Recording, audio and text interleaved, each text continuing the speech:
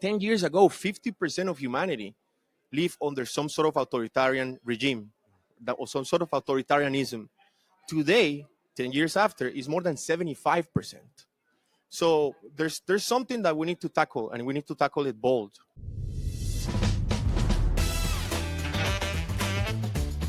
This is Atlas Network with Michael Carnuccio.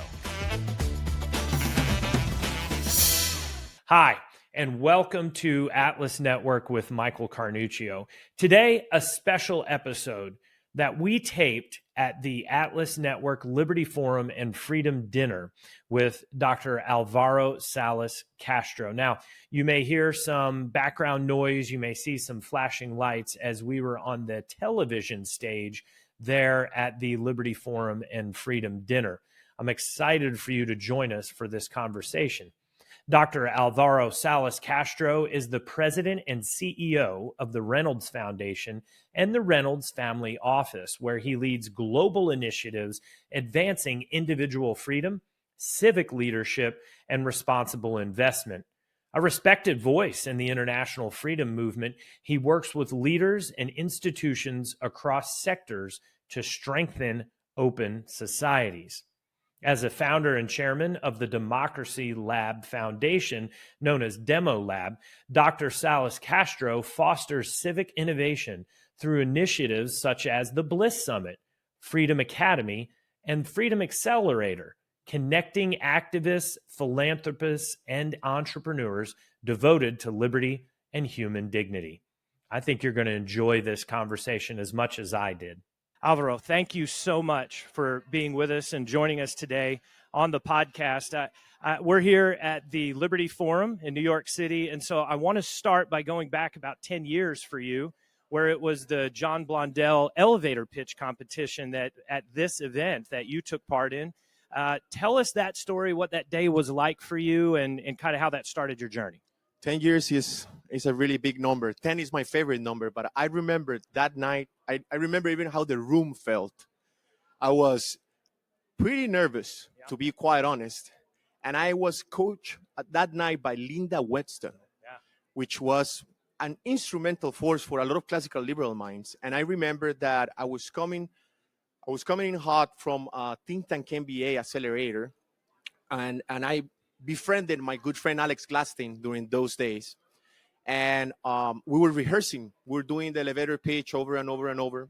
But the moment you have a clock and you're on stage and there's over 1,000 people there, something clicked. And at that moment, I was just a young man from Costa Rica with an idea of creating a civic innovation lab, the Democracy Lab. And it was just that, an idea. But that's the beauty of the Atlas Network. It turns ideas into actions. Good evening, freedom fighters. Pura vida. My name is Álvaro Salas. I'm from the Democracy Lab. Let me tell you about a story. I'm going to tell you a little story. I'm going to tell you a story about a boy. He was raised by a single mother. He was expelled from high school twice, thanks to his stubbornness and his relentless fight against authoritarianism and bureaucracies. At the age of 14, his best friend was killed by local drug sellers, thanks to failed war on drugs and failed social policies. That kid, at that moment, started a fight for freedom, transparency, and an open society. That kid became a man. That man became a scholar. That scholar is starting, thanks to the Atlas Network, the support of an organization to build capacity among other freedom fighters, to create and fight for government inefficiencies and corruption, and also to empower women in the cause of liberty. That scholar, that boy, that man is me. Thank you very much for all your support. Please help the Democracy Lab.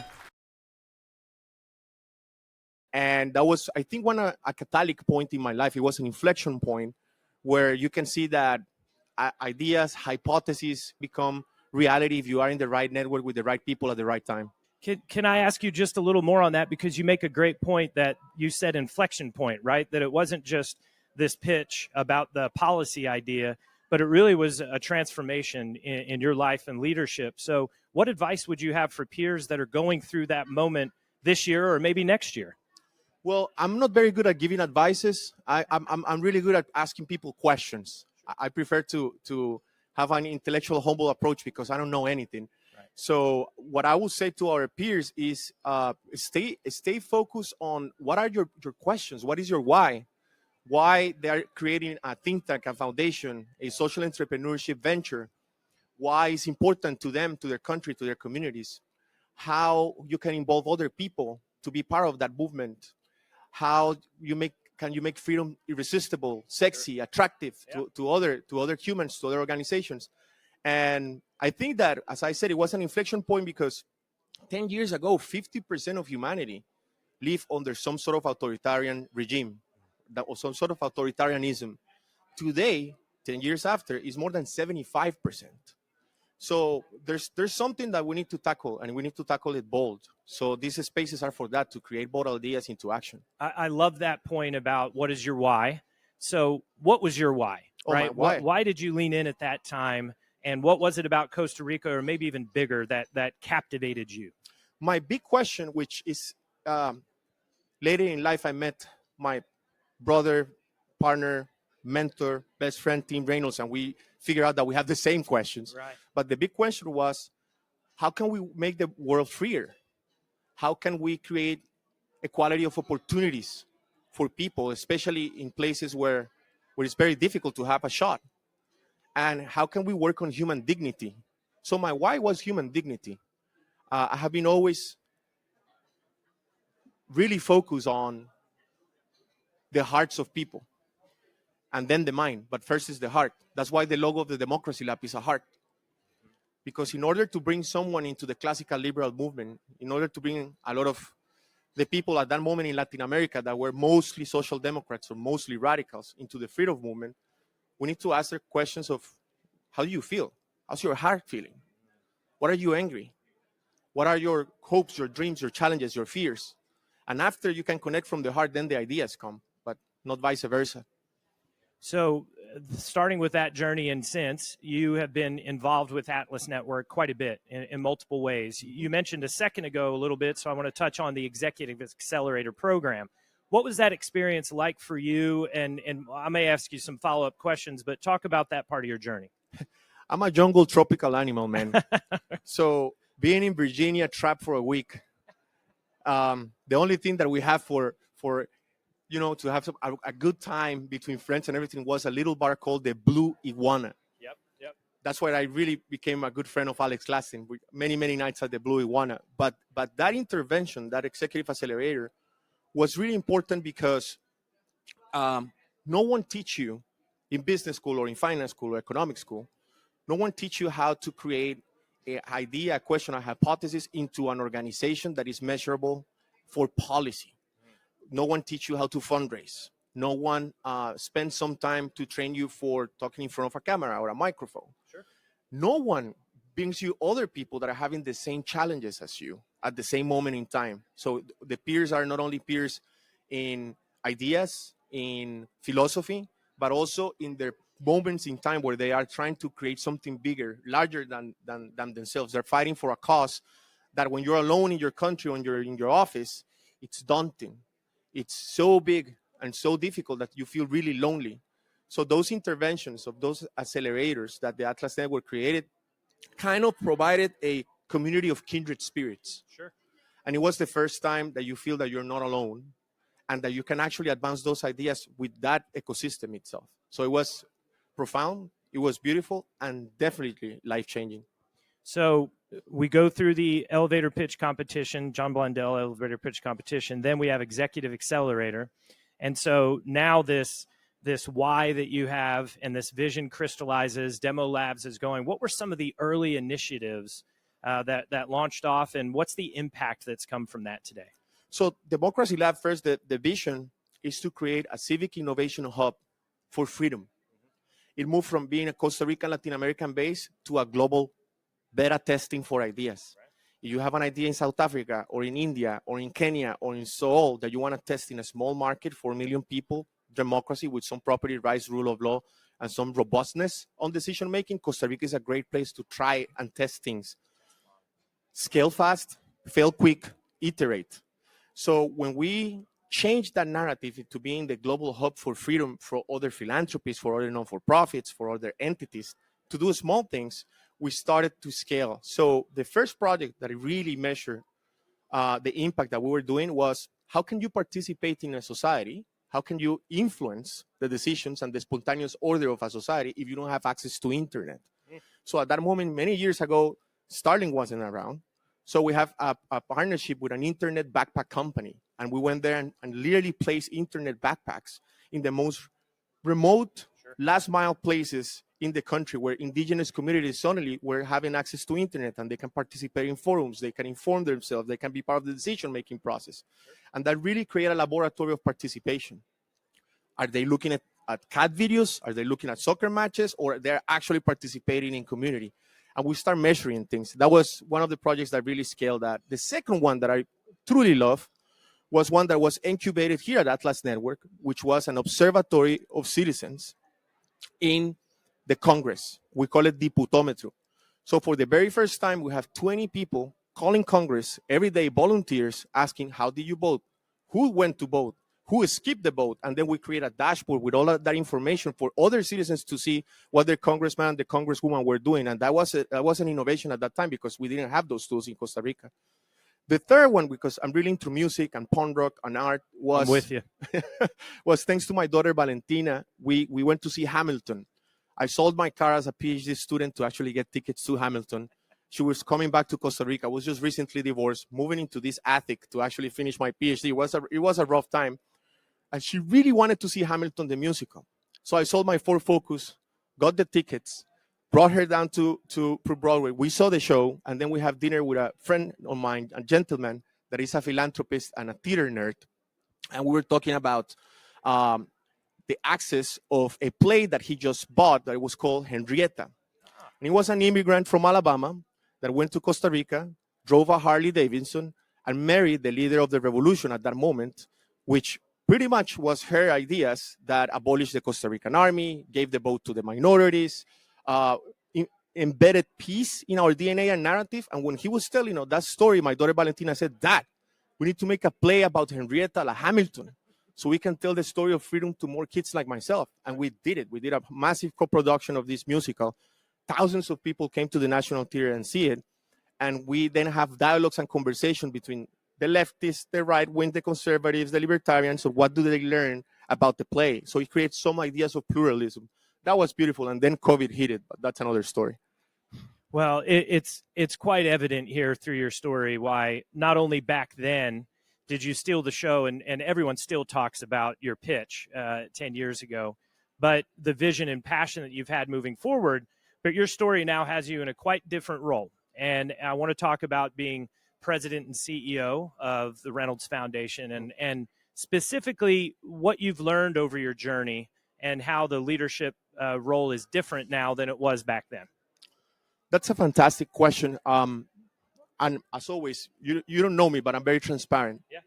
And I think that authenticity has to be part of our DNA as the next generation of leaders. And that's what I learned that from Team Reynolds. Team has taught me that actions with the right people, with the right plans, even if you don't achieve the end result, is what actually is going to move the needle. In other words, that the process is equally or more important than the outcome. And it's the biggest honor of my life. Not only because I really want you to meet Tim. He's a fantastic human being. He's a force of nature. Yeah. But also his wife, Caroline, has such a nurturing energy. And she brings the heart into the things that we do. And now the next generation, the kids are getting involved.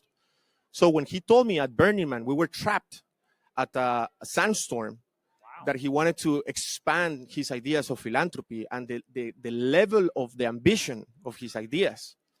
And that was a couple of years ago. 50% of them had actually happened. But 2 years ago, when he looked into my eye, dead serious, that he wanted to do this for the next 10 years of our lives. I said, wow, Tim, you're going to need a rocket ship for that. And he says something paraphrasing like, could you help me build this? And I was like, yeah, let's do it. We shook hands. We gave each other a hug. Yeah. We were at Burning Man Trap for 3 days, so we start brainstorming. Yeah. Right? And I start asking his whys and his philosophy and his questions, and suddenly we're vibing at the completely same frequency. Philosophically wise, intellectually wise. We were both libertarian and classical liberals. Both came a little bit from the center left, then moved towards more classical liberalism. Both have studies from Cornell. We work our asses off to actually, finish our school. We're both self-made. And I told him that I only have 2 questions. And the first question was, in 10 years, in your wildest dreams, if we make a success speech about what we achieve, what will be your top 3 things? And he said, human dignity, freedom from pain, and toppling as much dictators as we can. And that's the moment that I quit everything that I was doing. I find the next generation of leaders at Demolab, at my university where I was teaching, the family offices that I was advising in the boards, and I went all in with him. And it has been truly an inflection point in my life to join a leader like him. I think there's something so powerful and instructive about this, that there's a lot of times there's vision and there's passion, especially within the worldwide freedom movement, where peers will connect and they'll have that moment. But then sometimes there's a hesitancy or a fear from taking that step, right? Now, some of it may be personality, right? That you just have more courage than the next guy. But what was it that had you say, you know what, I'm going to stop everything else. This is what I should spend my time on, and this is what I'm totally going to commit to. And what can we learn from that might encourage others to take such a big, bold step? I like to understand my own drivers, but I also like to understand the drivers of our team. And at that moment, we have the same drivers. As I told you, 10 is my favorite number. Yeah. So 10 years ago, 52% of the world population lived under autocracy. Today, 10 years afterwards, is 72% or even more. People cannot speak freely. People cannot vote for the people that they want. People cannot marry the people that they want. People cannot start a business. People cannot have the ultimate freedom, which is the freedom of choice. That's one of the drivers. How seven from every 10 people doesn't have the freedoms that you and me and everyone in this room has. So that first component of I might, with Tim and this organization, move the needle a little bit on that. It was immediately sold for me based on the data and the facts, because I'm a data-driven person, to make that leap of faith. The second one is that Tim is obsessed with due diligence and with process and bringing the right people. And he really likes failure. How many leaders like failure? Right? And he sees failure as an opportunity to learn, to scale, and to share the knowledge to other people. Hey, don't do this. Look at the learning curve. We already did it. Right. Here's the data. And that was a really selling point. Probably he brought that from Jane Street. I had never asked him actually where he brought that mentality, but probably for his days as a finance trader. And the third thing that sold me was, I really want my family to be part of this, because I don't want this to be the next 10 years of you and me. I want this to be something that we can outlive us for the next and different generations. And that was super powerful. So to your question, I think that for other philanthropists that are starting to think about these things, if we don't do anything, indifference is a decision. And I can assure you that if we continue this path, it's not going to be 70% of the world that lives under an autocratic regime. It's going to be 80% in 10 years.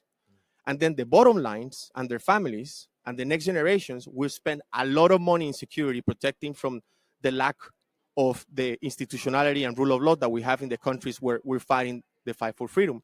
And the second thing is that if we treat this as an investment, with like a finance portfolio, looking for freedom alpha, looking from gains of freedom. I like that. We can turn the point of just writing a check and getting a tax break to actually making an investment. And that's the second point that I will encourage philanthropists to tackle the fight for freedom in a different way. Last but not least, as I said, it's all about the heart. Yeah, so if some people care about, as Tim always says, clean water or women's rights or infrastructure or access to education, you actually care about fighting autocracies, because there's a huge correlation of countries that are run by tyrants that have really low indexes on that. So if you care about those things, let's go and fight back to the head of the octopus. And that's the hard part, that we're trying to bring people more into this bigger tent of freedom. So from that initial conversation and that vision, putting a plan forward in the Reynolds Foundation with a goal of catalyzing the global freedom movement together. You talked about measurement. You talked about learned success, failure, falling forward, right? What have you seen? What have you learned from that point that is informing your philosophy going forward? First and foremost, that we don't have the answers, we just have questions. That's the first thing. And we have been influenced heavily by our board members. We have fantastic board members. Some of them are here, actually. I went to Africa to recruit Obi Nosu just for 36 hours to meet him on a lobby and said, I really need you for this. And Tim really wants you to lead this part of the financial freedom and tech movement. And he immediately said, I'm in. And then we recruit someone from Latin America that has been in philanthropy for 25 years, making a lot of mistakes. I'm in. So we try to bring people that have been in the learning curves, that have failed, that have created, that have reinvented themselves, because we don't have the answers. We just have a lot of questions. So it's a think tank itself inside our board and everything that we do in management, because failure is an option. The second thing that I think, based on your question, was, I believe, instrumental for this part is that we're heavily data-driven.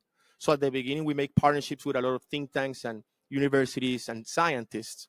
Right now, we're switching from that to more on the practical doing side, because we're getting our data and we're seeing where the problems and the patterns are, so we can focus and pinpoint our limited resources where we can do most influence. For instance, Venezuela, for instance, computer in schools in Afghanistan, for instance, the Freedom Academy, which is a civic tech movement to actually democratize the access to classical liberalism education for everyone in a Netflix binge-worthy, overly Hollywood production way. That is actually our producer is here, Scott Foreman, on the back, and he's doing a great job with our staff. If you see one of the documentaries that we did on Venezuela, I swear that you're going to see the rest of the other documentaries. But each documentary has a lesson about freedom, a lesson about voluntary association and spontaneous order, a lesson about entrepreneurship, a lesson about the separation of powers. And we partnered up with people that have been in the trenches, like Gabriel Calzada from University of Esperides. And he immediately like, hey, you need to make the user experience better. You need to add these values, because as I said, we don't have the answers. We just come with questions and try to bring the right people on the table. Folks, if you're enjoying this conversation as much as I am and you'd like to see those documentaries or learn any more about the Reynolds Foundation or the Worldwide Freedom Movement, I encourage you to go to atlasnetwork.org. And while you're there, join the Atlas Club with my wife and I, or make a $25 donation and receive your copy of Freedom's Champion magazine. Alvaro, you mentioned this point about facing authoritarian regimes. So I want to ask you, you all have supported dissidents who have stood up, and sometimes you've been the lead support for those efforts and those individuals. I think there's something powerful there we could all learn from. Would you mind sharing one or two stories of what that's been like and who those individuals are? Of course, we have started by stages. First at the Democracy Lab and through Bliss. Bliss has become an ecosystem for capital to meet great ideas, and things happen there. So over a beer, over a walk at the beach, over a conversation, you have an idea of creating something, a free market in Ukraine, and support the next generation of free market think tank leaders and thinkers. And suddenly, over a beer, you're having a conversation with someone said, I would like to fund that. So we created an ecosystem with action meets capital and capital meets ideas. And that was thanks to, powered by the Renos Foundation, that it grew at a global scale, that right now there's a nice waiting list of people that want to be part of this, which is great in less than 4 years. The year that we started was just recently after the pandemic. So a lot of our donors at that moment and philanthropists, they were short on funds. So we were struggling, and there were only 2 organizations or 3 organizations that really step in. One, of course, was the Reynolds Foundation. The second one was the Human Rights Foundation. And the third one was Atlas Network. Brad and Matt literally came to Costa Rica when we were broken, when we were undermined, underestimated, completely the underdogs, and they help us with a strategy, with ideas, with connections. And you can see that a little bit of love to a project that has the right leadership can do a lot. And that was the first part. The second part, when we transitioned to the Reynolds Foundation, Tim and Caroline and Max have been relentless of finding projects that are not only moonshots, right? They diversify the portfolio on moonshots, on some stable projects that you know they're going to do great, right? Like Atlas Network, like the Human Rights Foundation, like the Cornell Center for Global Democracy. And then other projects that are startups, that are great ideas when we look into, do they have great leadership? Do they have a good budget? Do they have good governance? Maybe they don't have the right resources, but they have what it takes. Right. So let's put some funds in there. So we allocate the funds like in a portfolio, and suddenly you start seeing which ones are starting to move the needle, and then you benchmark them and learn from them and share them in the entire ecosystem, which is the beautiful. And the third point to what you're saying, we really focus on community as an ecosystem, community as part of the strategy. So once we have the ecosystem of think tank leaders and entrepreneurs and investors and philanthropists and artists and Grammy Award winners, and the list goes on of things that those people don't make sense if you put them together in a room, until you start nudging them to finding solutions. And the solutions are more creative, more multidisciplinary, more innovative. And that's what I think we're going to try to move the needle. Tim has a really bold idea as well. I cannot share it tonight, but it's going to be soon out there. But it's about investing more in libertarian, classical liberal education where it's needed the most at the university level. And we're looking into those projects to be moonshots, very bold, high levels of capital, big tickets for investors, but in countries that if you actually make it, you're going to, an entire generation will have education reform, and we will see a lot of results in maybe 50 years. Well, you've got my heart pounding for your deal. I can't wait to hear more about this, and wish the best of luck in that. I want to dive a little bit deeper into one of these points that you're making about the role of philanthropy in supporting whether it be dissidents or actors that are taking government head on. A lot of times philanthropy wants to play back and be safe, which is different from capital that's going to invest behind a venture or an entrepreneur where there's an opportunity to scale, even though it's a little bit of risk. So that philosophy, I think, is interesting and instructive. Why has that been an approach to philanthropy for you all, and what have you learned from it? Well, Tim, since the beginning, is his philosophy and his vision that mark our path moving forward, which is how we're going to topple dictators this year, how we're going to make their lives miserable. How can we throw some nails in the path for them to actually, have some issues on repressing people. And with those questions in mind, we start looking for projects. And those projects can be from education to decentralized resistance to fintech to election monitoring, for instance, in different parts of the world at the same time, coordinated. Dictators are winning not because they're stronger or smarter. They're winning because they're coordinated. So our attempt, I know it's bold, it's ambitious, but it's not pretentious, is to organize as much philanthropists as we can into this freedom accelerator to invest in those potential projects that will actually fight against dictators and tyranny. And what we have seen is, first and foremost, philanthropists are not aware about the scale of this fight. Right. They're not aware that 1% of the global funding goes to freedom and democracy, and only 0.7%, which is mathematically virtually nothing, of that 1% goes to authoritarian regimes, right? So we're not, if we don't fight in those tyrants with facts and with numbers, we're going to lose the battle. But if we don't bring more philanthropists into the movement with data, with facts, with experiences, with learning, it's also going to be really tricky. So what the Renos Foundation is trying to provide is a test bed of philanthropy, is a portfolio of projects where they can see what we have done well or not in a very transparent way. And they can hopefully start joining us in this fight. Finally, to your point, one of the things that we're very proud of that we have funded lately has been the monitoring of elections in Bolivia, which, thanks to one of our partners, led by Janice Bacadaza, really moved the needle on having, at the runoff of the elections, candidates that were from center to center right that believe in the rule of law, in property rights, in freedom of speech, and they're changing already the way Bolivia is organized. The second one, of course, was supporting Maria Corina Machado and the resistance through our friends Leopoldo Lopez and the president-elect Mundo Gonzalez. I think that's one of the projects that we're like really waiting for, having a peaceful transition to democracy and freedom, which the Venezuelans have everything in place to make that happen. This is not improvised. This has been strategized by phases, by stages. And the fact that she won the Nobel Peace Prize was a cherry on top of we are actually doing something there. And last but not least, the moonshots. The Freedom Academy, for instance. We want to reach 500,000 of students in the next 3 years in partnerships with universities, with influencers in the music and the rock culture and the pop culture. And imagine bringing Hayek, von Mises, Rothbard in a way that is attractive, irresistible, sexy, and beautiful to people in rural areas, to people in the jungle, to kids that will have never that kind of information. and it's going to be accessible, and it's going to be curated by experts, and it's going to have steps to move those people into the bigger tent of freedom. So we're really proud of that project as well.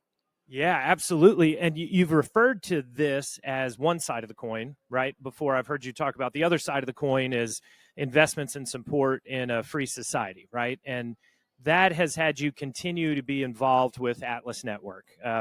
At one time, it was as a grantee, and now it's a supporter, but also a leader involved in the movement. Talk about that journey and why that's so important to you, and what the partnership with Atlas Network has been like. What I learned from the Atlas Network and from the Renos Foundation approach to pick their grantees is that they don't leave outside the table the misfits, the underdogs, the punk rockers, the broken, the fallen.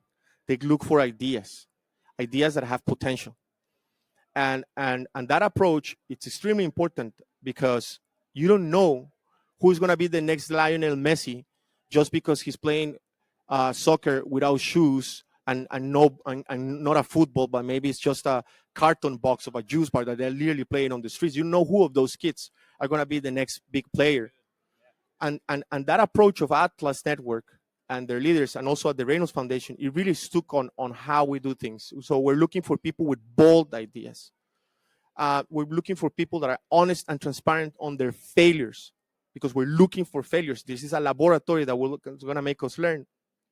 And to your last point, I think that the transition has been that right now we have a very sophisticated board, very diverse, extremely difficult to manage, but it's part of the experiment. We have a sophisticated and diverse management team that doesn't come from philanthropy. Most of them come from finance, private equity, technology, or law. But the good experiment, as Tim always says, I'm the only American in this room right now, is that we bring a lot of different nationalities and perspective because the fight is global. And last but not least, we're standing here in New York City. And I know that last weekend we got some news about local politics, and we know we have the global war on tariffs, and things might be interesting for the classical liberal movement right now, to say it elegantly. But that's when you need to push bolder, forward, faster, and with a mentality that optimism and kindness is not naive. Right. Optimism and kindness is part of the strategy, because the other side, they are resented, they're evil, they are organized, they're structured, and if we're not happy warriors, like Linda Whetstone always told us to be happy warriors, who's going to do it? This is the right time and the right generation to do it. So that's why from the Reynolds Foundation, we're also looking into investing in the next generation of leaders. And with Atlas Network, we have a partnership that is going to scale it. It's called the Reynolds Fellows.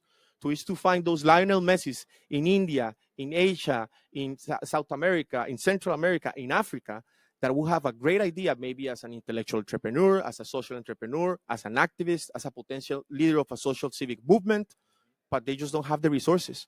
If we provide the opportunity and we level the field for them to have the access of the opportunity, that's what the socialists go wrong. It's not about distributing the access of wealth. It's about distributing the access of opportunity. Right. We are going to win the fight.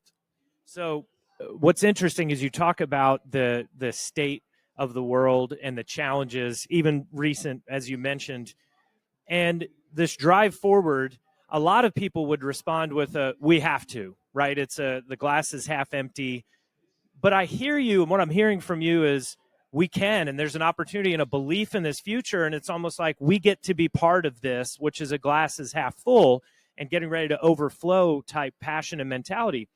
Why is it when philanthropy is so low right now, like you mentioned a second ago, why is it when there's so many challenges that you see this as great opportunity for moving forward and kind of have this charge? What is it? From a strategy perspective, it's blue ocean and red ocean, right? So this is a blue ocean that needs and requires leadership. And Tim is providing that call to action to other philanthropists to join this fight. And I think that in the last 10 years, what has happened also is that this field has its risk in due diligence, has its risk in sending the right resources into the right leaders in the right context. That's why Bitcoin is a freedom tool that is going to change the world of philanthropy, mark my words.